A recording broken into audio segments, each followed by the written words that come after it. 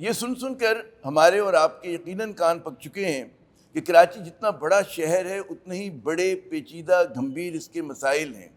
اور ہم دیکھتے ہیں کہ اگر آپ نیشنل میڈیا کی بات کریں، قومی مرکزی دھارے کے میڈیا کی بات کریں، عوام الناس کی بات کریں، سیاسی جماعتوں کی بات کریں، تو کراچی کے معاملات پہ جتنا شور مچتا ہے وہ کسی اور شہر کے معاملات پہ نہیں مچتا.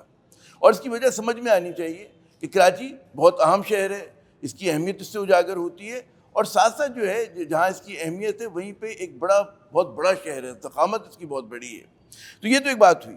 کراچی جو ہے سب سے زیادہ ٹیکس دیتا ہے، پھر لوگ کہتے ہیں جی سب سے زیادہ ٹیکس ادا کرتا ہے لیکن اس کا انفراسٹرکچر جو ہے سب سے پسماندہ ہے، سب سے غریب ہے. کیا وجہ ہے؟ پاکستان پیپلز پارٹی سندھ حکومت ماشاءاللہ 18 برس سے یہاں پہ برسر اقتدار ہے. یہ تاثر کیوں ہے کہ پیپلز پارٹی اس شہر کا خیال نہیں کرتی، اس شہر کے ساتھ امتیازی سلوک ہو رہا ہے؟ تو آج ہم کوشش کریں گے کہ الزامات اور نعروں سے ہٹ کر ذرا سا ایسے سوالات اٹھائیں کہ جس سے ہمیں یہ جو کچھ معاملات دل ہیں سمجھ میں آئیں.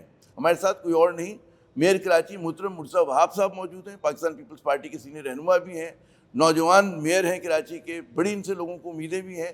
اور جناب آج ہمارے مہمان ہیں اور ہم آپ سے مشکل سوال بھی کریں گے، آسان سوال بھی کریں گے. بہت بہت شکریہ آپ کا. اور ہم اس وقت بیٹھے ہوئے ہیں ڈینسو ہال کی تاریخی جگہ کے اوپر، اور یہ آپ کے اصرار پہ کہ آپ لوگوں نے اس کو دوبارہ سے ریسٹور کیا، مبارک ہو، ماشاءاللہ اچھا لگ رہا ہے. شروعات کرتے ہیں مرزا صاحب. کہتے ہیں نا تاثر، عوامی تاثر یا جو پرسیپشنز ہوتی ہیں، کہ پرسیپشن یہ ہے کہ کراچی کا خیال نہیں رکھا جا رہا.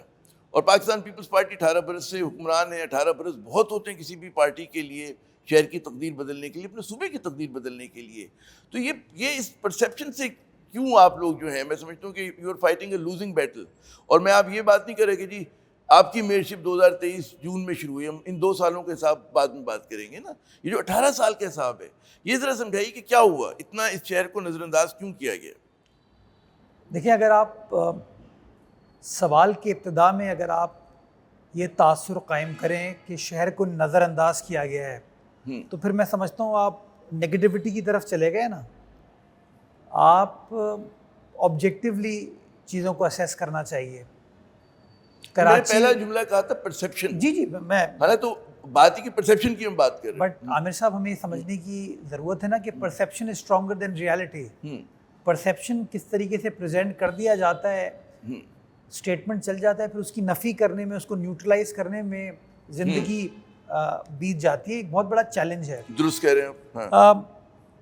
میرا یہ ماننا ہے کہ کراچی ایک شہر نہیں، ایک ملک کی مانند ہے.